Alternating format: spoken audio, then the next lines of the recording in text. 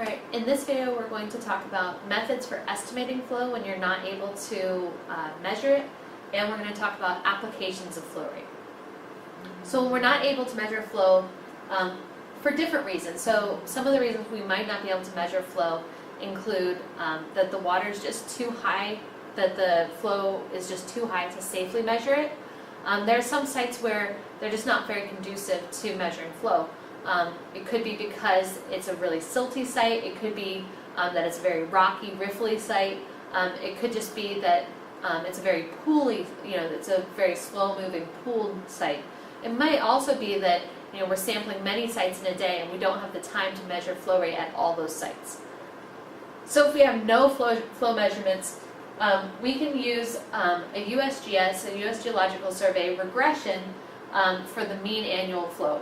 So this isn't going to give you your daily flow rate, this is just going to give you a mean annual flow for that site for the year. So these equations apply for southeastern Ohio. There are other equations for other parts of the state, for other ecoregions. So if you're only looking at drainage area, so what we found is that, what has been found, what we understand is that drainage area, so the amount of land that drains to that water body or to that point in the water body, is well correlated to the discharge of that point. So we can use a drainage area only correlation, which is almost one-to-one our annual flow rate to our drainage area. There's also a best fit equation that includes area, latitude, and annual precipitation. But if you're doing a really broad brushstroke annual estimate, the difference between these isn't large. We can also use Manning's equation, which allows us to look at the slope and the channel characteristics and try to estimate flow. And the way we would use this is for a very high flow event to figure out what the estimated flow rate would be for that depth of water in that channel. And so the way we would use this is at high flow rate we would mark the extent of the water. So where did the water come up to? And then the equation relies upon something called hydraulic radius, which is the cross-sectional area divided by the wetted perimeter. So by marking where the water gets to in a high flow event, we could then measure the wetted perimeter, which is the distance along the stream bed perpendicular to the flow that was wet. So it's that distance along the stream bed between our high water marks. And then our cross-sectional area we would measure in a method similar to that we use for when we do a velocity area current method, or you may just estimate it as a trapezoidal channel and do some measurements in that channel to give a good estimation of cross-sectional area. We can measure velocity. What we get out of the Manning's equation is an estimated velocity, but we also need the slope of the stream, which we can either calculate from a map or we can measure gradient in the stream channel, and a channel roughness coefficient. And there are many tables of channel roughness coefficients that we can use to calculate that. So by doing this, we can then calculate an estimated velocity and multiply that by this cross-sectional area that we've measured to get our flow rate. So this is a table of Manning's roughness equations, ranges for different types of channels, and so these are some for different types of stream channels. And so this would plug into the equation on the previous slide here as n. For flow estimation, our other option is that if we've measured flow rate at some sites during a day when we're out sampling, if we've measured flow rate at some sites, we can do a regression between the flow rate that we've measured at those sites and drainage area. And for a similar watershed, or for that same watershed area, we can then estimate the discharge based on that regression between discharge and drainage area for that specific watershed on that specific day. So that will give us something that's more applicable for that day of sampling than that mean annual than the mean annual flow estimation from the U.S. Geological Survey. What we also do is create correlations between measured flow rate and the flow rate measured at a nearby USGS gauge station.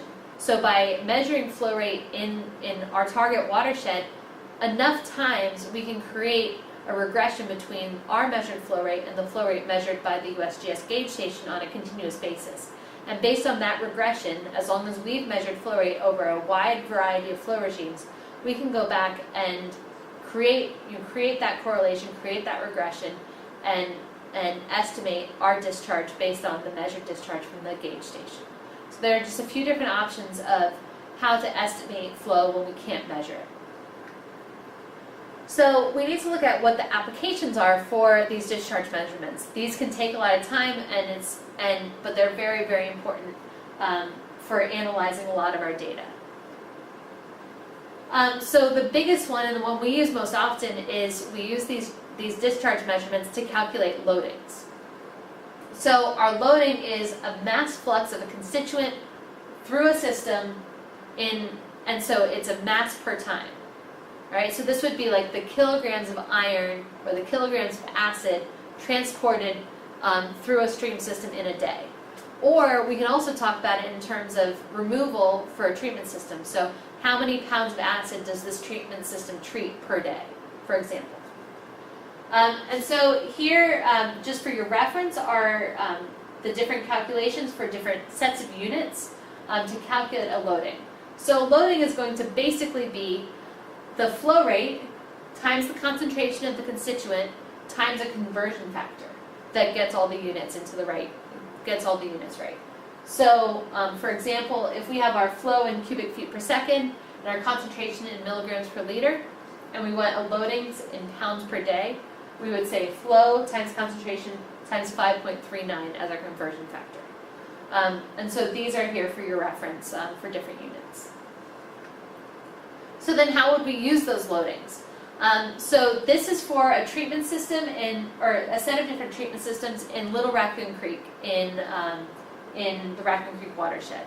So these are 5 different sub-watersheds that all contribute acid or have contributed acid to Little Raccoon Creek. So what we can see from this is the bars are the acid load reduction in pounds per day.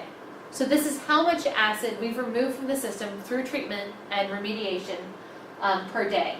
And so, for example, in Mulga Run, it's only about 200 pounds per day of acid, whereas from Middleton Run, it's about 1,800 pounds per day of acid. That said, we can also look at our percent acid load reduction. So even though Mulga Run, we've only removed 200 pounds per day of acid from Mulga Run, that was 100% of the acid that was discharging from Mulga Run. So that's pretty comprehensive. Whereas for the Middleton Run example, where we've removed 1,800 pounds per day of acid through treatment projects, that's only about half, or a little less than half, of the acid that stream is contributing to Little Raccoon Creek. And so we know there's still work to be done here. So this is just a way of looking at and analyzing some of the load reductions and the percent changes in loads due to treatment and reclamation projects. We can also look at how concentration varies with flow. So we understand that there are different mechanisms for pollution at different flow rates. And so this is again in Little Raccoon Creek. And so what we're plotting here is the net alkalinity. So our aim is to have a higher net alkalinity. And so what we noticed over time is that we have a higher net alkalinity when the flow rate is lower. So these two where we had a pretty high net alkalinity, so this is going from upstream to downstream.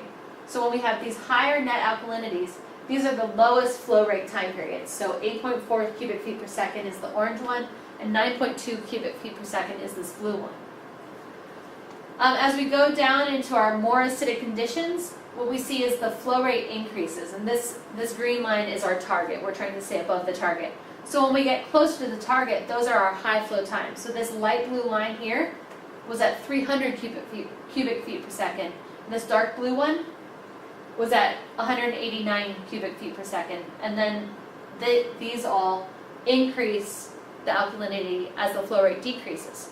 So what that tells us is that our most stressful chemical condition in Little Raccoon Creek happens at high flow. And so the mechanism for pollution production has something to do with flushing,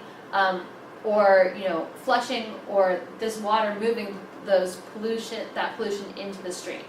So we know that we have a stressful condition at high flow and a much less stressful condition at low flow.